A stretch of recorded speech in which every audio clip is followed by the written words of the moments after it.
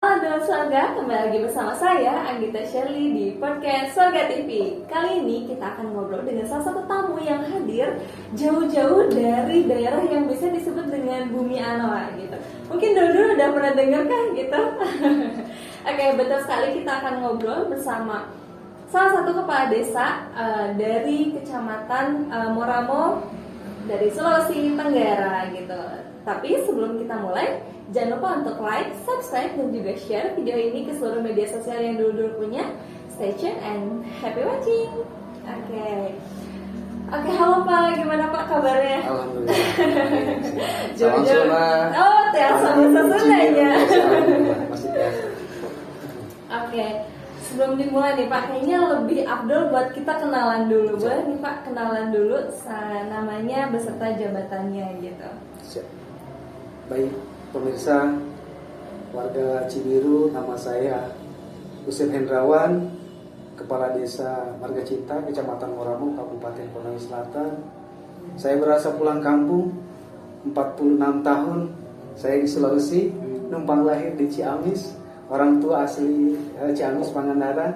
Nenek ada di Giger Kalong. Alhamdulillah, saya disambut baik sama pemerintah desa serta lembaga masyarakat. Ini sesuatu yang luar biasa pengalaman, dan ini mungkin tidak akan terlupakan. Terlebih barangkali saya mewakili dari sekian desa yang hadir hari ini, ada 14 ditambah sekdes. Pasti merepotkan karena kami kesini ingin belajar, ingin mencari ilmu, banyak nanya, banyak salah tentunya. Sekali lagi mewakili teman-teman, saya mohon maaf yang sebesar-besarnya. Oke Pak, tadi dari Pak Usep ya? Ya. Iya, dari Ciamis, ternyata bapaknya dari asli Sunda gitu ya, yang merantau ke Sulawesi Tenggara.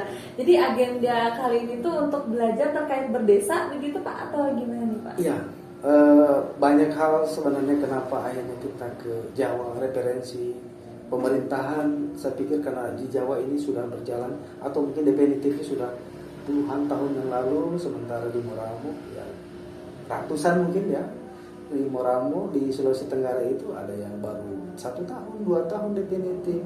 Jadi kebetulan Marga Cinta sudah 40 tahun.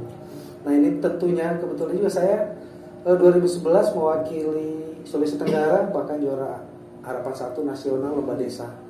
Nah ini banyak hal yang memang harus dipelajari terkait tata kelola pemerintahan, dalam hal ini mengorganisir kependudukan, manajemen keuangan, termasuk bagaimana transparansi di awal. Dan hal itu banyak hal yang memang harus belajar terkait tantangan kita di Moramo, di Kendari itu luas wilayah yang pada akhirnya menyerap dana, tapi jumlah penduduknya sedikit. Nah kalau di Jawa beda barangkali, luas wilayahnya karena dengan jumlah penduduk yang padat.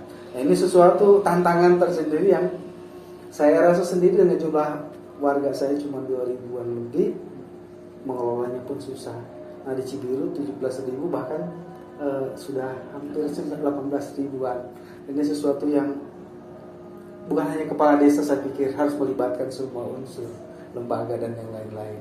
Betul sekali, kolaborasi itu jadi satu kunci ya Pak. Siap. Untuk bisa berkesinambungan satu sama lain, membantu Betul. gitu. Oke, gimana nih Pak? Tadi kan sudah bertemu dengan kepala desa Cibiru Wetan. Bagaimana tanggapannya Bapak terkait kegiatan tadi gitu? Saya melihatnya sempurna.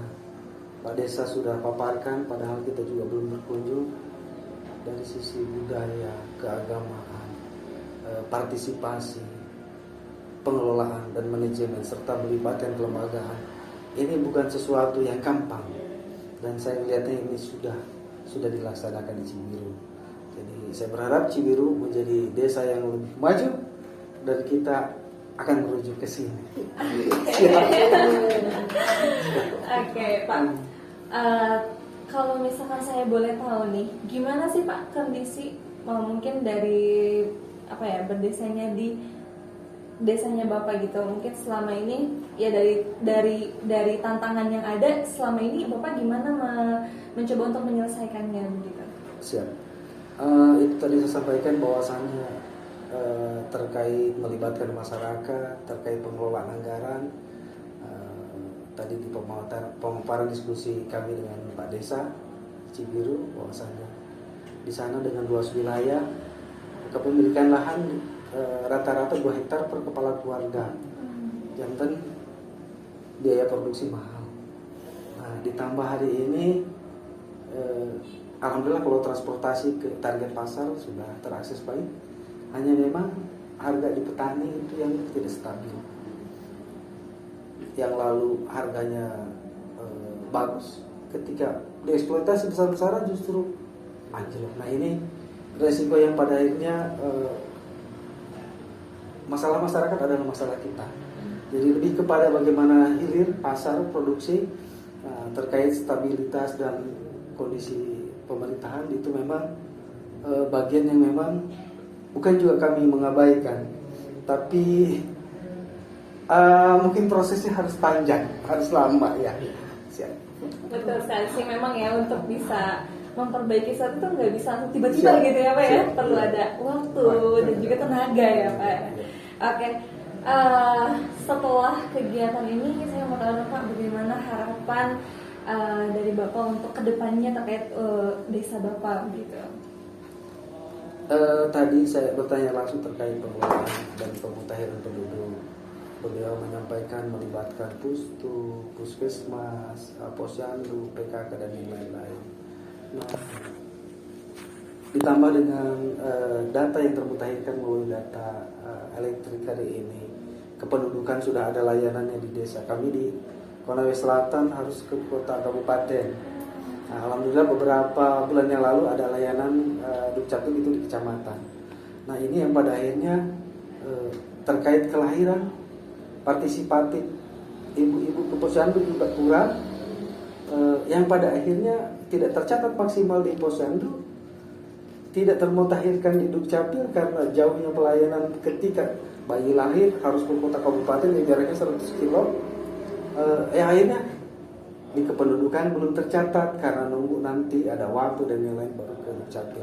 Nah, ini juga masalah-masalah yang saya pikir sesuatu yang memang harus melibatkan kelembagaan seperti hal yang dilaksanakan oleh Desa Cibiru terkait pemutahiran data penduduk. Mungkin insya Allah itu yang akhirnya kita coba sinkronkan lintas sektoral, lintas kedinasan barangkali. Siap.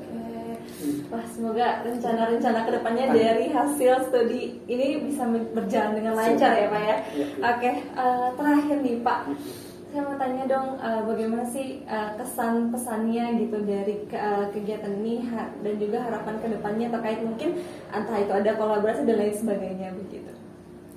Harapannya saya hanya bisa membayangkan jika Cibiru setar seperti kami di Moramo dengan mengakses jalan usaha tani saja di Moramo itu 6 meter 8 meter, jalan lingkungan itu 12 meter. Nah, hal ini juga beliau sampaikan tadi Pak Desa. Hari ini saya berpikir jadi kendala, tapi mungkin leluhur kita dulu ini sudah terbaik. Bagi nggak kebayangkan hari ini mobil besar mendatang, tamu banyak karena ada pertimbangan-pertimbangan. Saya pikir sempurnalah barangkali dengan kendala ketika Cibiru dengan memiliki luas jalan yang memang. Nah, hari ini barangkali saya pikir Cibiru tidak punya banyak yang bisa diantisipasi. Bisa jadi mungkin ada beberapa daerah yang tidak bisa akses mobil, tentunya dibantu transportasi yang misalnya kayak di Bromo katanya diakses dibantu pakai kendaraan atau pakai trail barangkali karena tamu atau warga dengan sirkulasinya. Saya pikir ini saja yang saya lihat tantangannya di Cibiru. Ini juga saya pikir bukan juga kendala karena memang akses seperti itu. Saya pikir ini juga jadi masalah dan harapan sebenarnya warga, karena tadi saya lewat akhirnya melibatkan teman-teman aparat atau lembaga, harus ada yang pre mobil atau motor karena kita lewat terganggu kasihan. Mungkin itu saja saya pikir kendala-kendala. Siap. Oke, terima kasih Bapak. Mungkin terakhir sekali boleh closing statement-nya gitu Pak. Oke, gimana Pak? Boleh? Saya hampir nggak bisa ngomong. Terima kasih yang sebesar-besarnya, penghargaan yang luar biasa. Kami jauh dari dugaan, jauh dari yang kami bayangkan ketika kami datang di Cibiru. Bukan hanya sebagai keluarga, saya berasa pulang kampung, disambut yang meriah. Terima kasih semua lembaga, rekan-rekannya Pak Desa dan bahkan Pak Desa Ibu Desa. Sekali lagi terima kasih atas nama rombongan. Mohon maaf yang sebesar-besarnya tentunya kami datang ke sini ada sikap tutur kata yang kurang berkenan, sekali lagi mohon maaf. Tidak ada yang lain, kami niat belajar. Mudah-mudahan ini bagian dari silaturahmi sehingga ini kita terjalin hubungan yang bagus. Sukses selalu untuk desa Cibiru dan seluruh jajarannya. Nuhun.